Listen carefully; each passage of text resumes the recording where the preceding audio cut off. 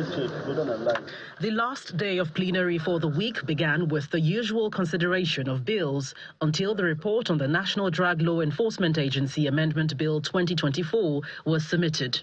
Check it again. It's 28. The chairman of the Joint Committee, Senator Tahiru Mungono, first made his presentation on the need to strengthen the war against drugs before its consideration in the Committee of the Whole, where some lawmakers outrightly expressed polarized views on the penalty for drug traffickers. The objectives of the bill is: 1, it seeks to strengthen the operation of the agency, to empower the agency to establish laboratories for forensic review the penalty provision, and to enhance the power of the agency to prosecute drug-related offenses and issue subsidiary legislations. Since we want to amend this law to be more effective, then the punishment should be harder. So I am proposing that instead of imprisonment for life, it should be to be sentenced to death. It is time to call a spade a spade.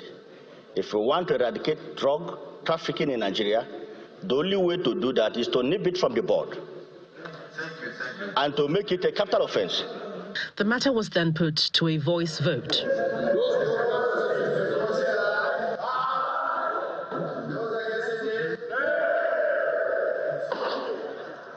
However, some lawmakers were displeased over what they described as a hasty passage. Death sentence is not the matter for A, no or no.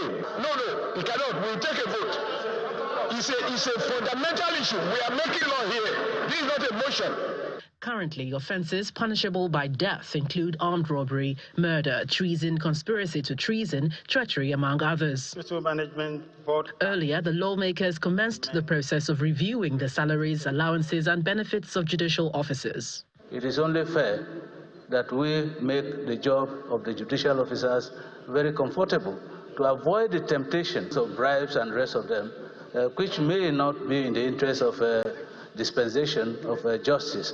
This is definitely a bold step and a step in the right direction. So those in support that this bill be now read a second time, say aye. Those against, say nay. The ayes have it.